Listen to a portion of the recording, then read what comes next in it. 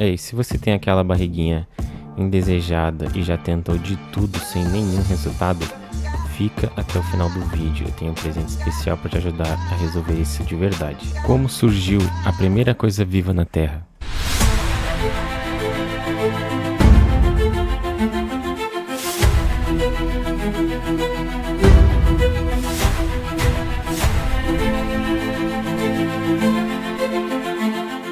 Será que alguma força divina deu vida a ela? Ou foi algum alienígena que veio para a Terra e depois de observar por algumas semanas, testemunhou algo surpreendente? Foi a partir disso que nasceu o primeiro organismo unicelular que mais tarde evoluiu para os seres vivos. A vida não começou na Terra, mas sim no espaço.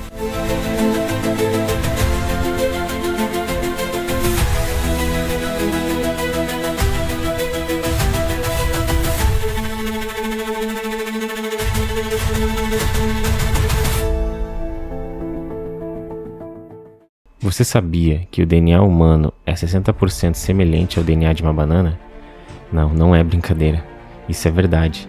Isso ocorre porque os humanos e as bananas têm um ancestral em comum.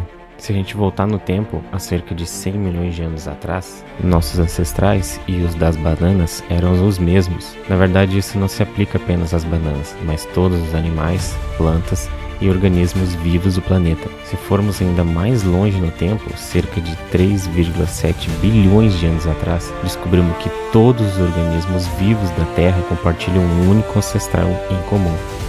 LUCA, Last Universal Common Ancestor. Não sei se meu inglês tá bom. Último ancestral comum universal.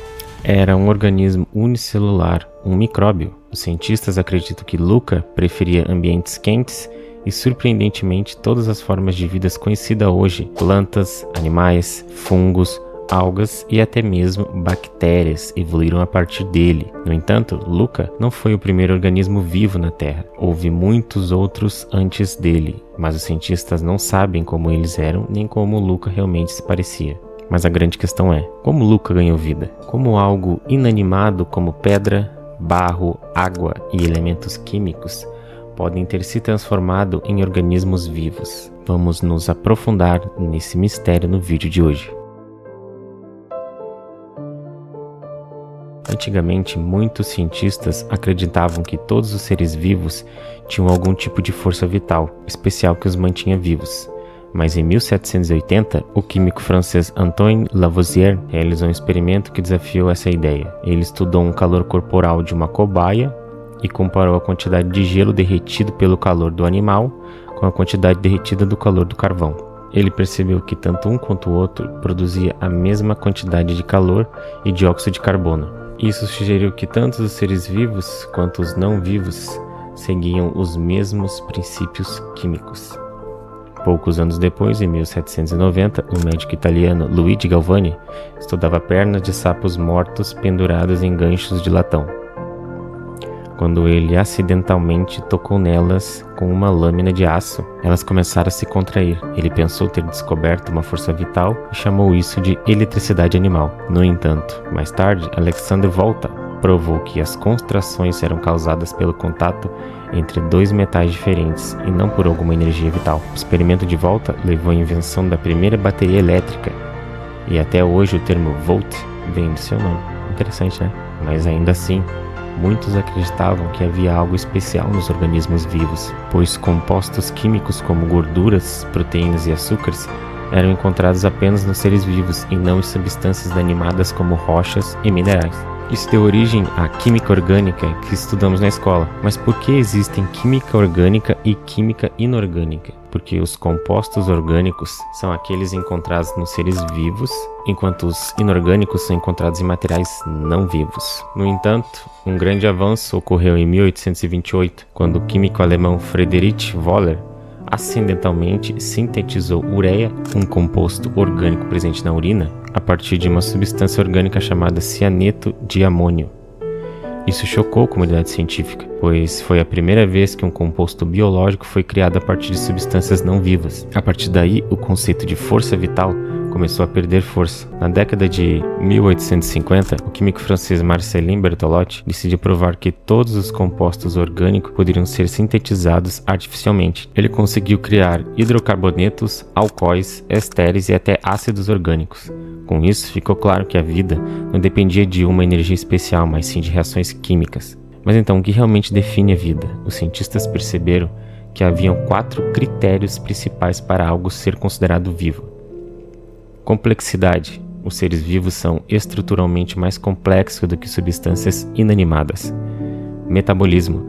Todos os organismos precisam de energia para sobreviver, seja ingerindo alimentos, absorvendo luz solar como as plantas ou obtendo nutrientes do ambiente. Barreiras. Os seres vivos têm uma membrana ou uma estrutura que os separa do ambiente externo, como a pele nos humanos, as cascas das plantas e a parede celular das bactérias. Replicação. Todo ser vivo tem a necessidade de se reproduzir ou replicar seu DNA.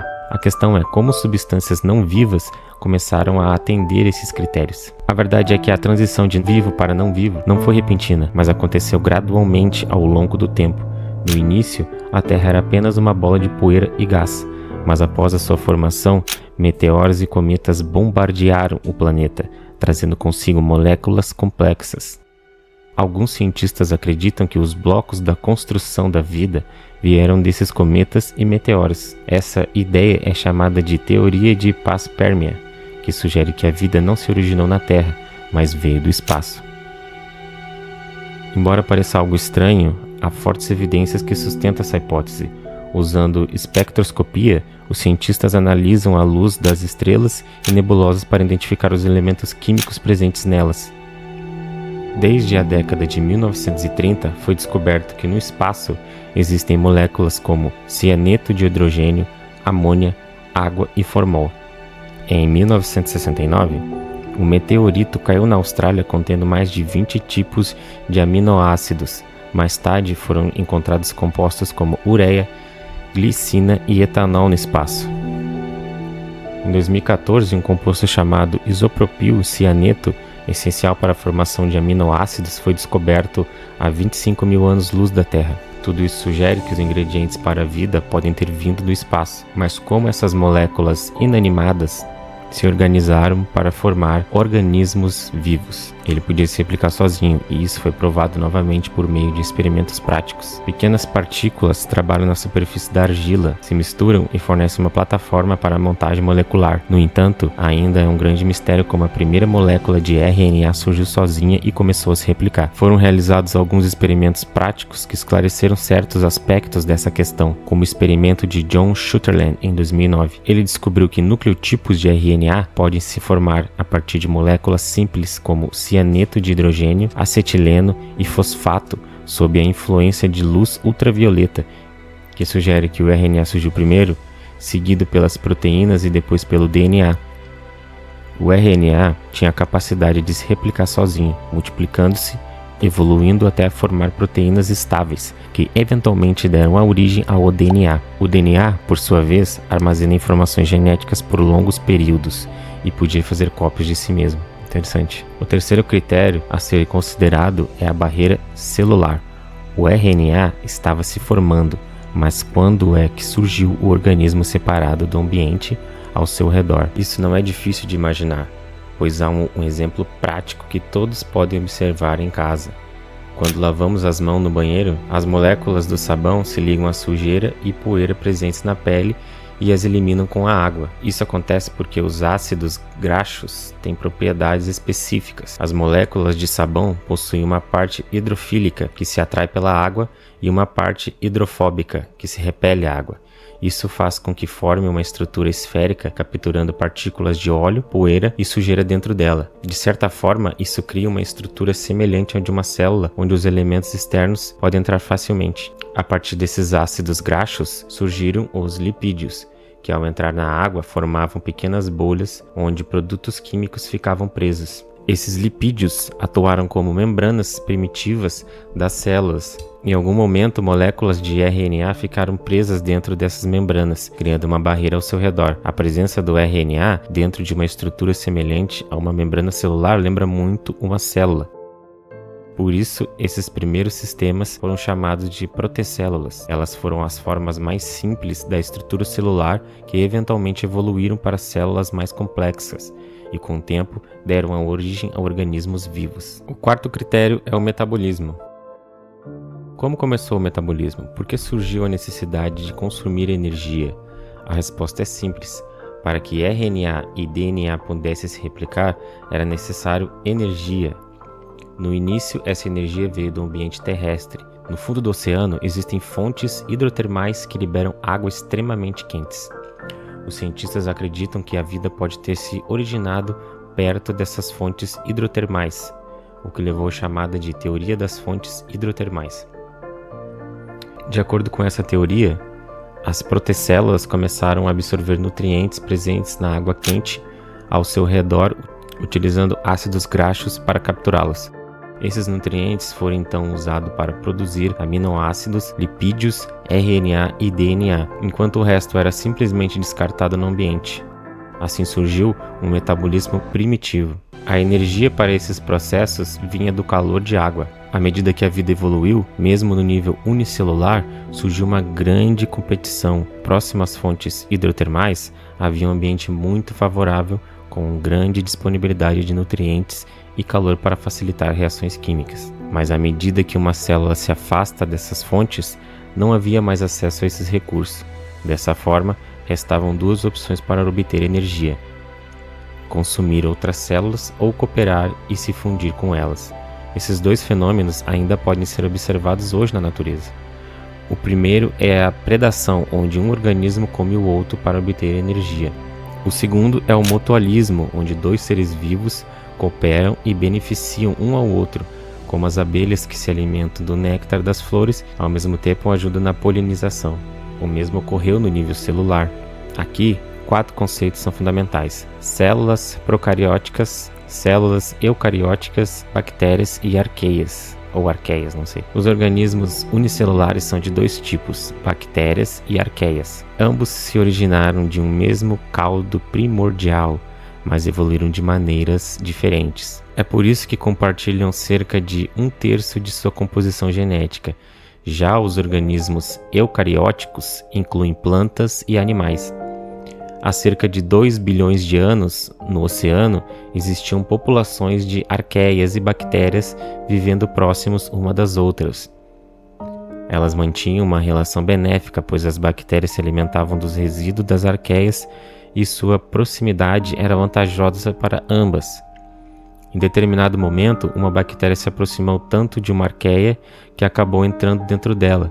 Com isso, não causava danos à bactéria. Ela tolerou essa situação. Esse evento deu origem às células mais complexas, que formaram todos os organismos multicelulares da Terra. Tá, mas Lucas, como é que a gente sabe disso? Em 1960, a bióloga americana Lynn Margulis estudou as mitocôndrias, organelas responsáveis por fornecer energia às células. Ao analisar o DNA das mitocôndrias, descobriu que ele era diferente do DNA restante da célula. O DNA mitocondrial era semelhante ao de uma bactéria chamada Rickettsia prowazekii, que causa febre e erupções cutâneas em humanos. Isso levou à conclusão de que em algum momento as mitocôndrias e o restante da célula eram organismos independentes. Hoje, há evidências sólidas que a fusão entre arqueias e bactérias resultou na formação de mitocôndrias e das células eucarióticas. Sem essa fusão, os organismos multicelulares não teriam sido possíveis. As mitocôndrias fornecem energia às células e permitem que os eucariontes tenham genomas até 200 mil vezes maiores e consumam 200 mil vezes mais energia do que os procariontes. Essa energia extra foi fundamental para o surgimento das células mais complexas, o desenvolvimento dos genes e a ação de seleção natural. Em resumo, a transição de matéria inanimada para seres vivos não aconteceu de repente. Foi um processo longo e gradual que levou bilhões e bilhões de anos. Especificamente, essa transformação levou pelo menos 2 bilhões de anos para ocorrer. A idade da primeira forma de vida é estimada entre 3,7 e 4 bilhões de anos atrás, enquanto os primeiros organismos multicelulares surgiram há cerca de 1,5 bilhões de anos. Esse processo exigiu condições ideais e a presença dos materiais certos para que ocorressem corretamente. No final, podemos dizer que todos nós somos feitos de poeira estelar. Todos os elementos necessários para a nossa existência estão presentes no espaço. Você chegou até aqui e, como prometido, tem um presente especial para você.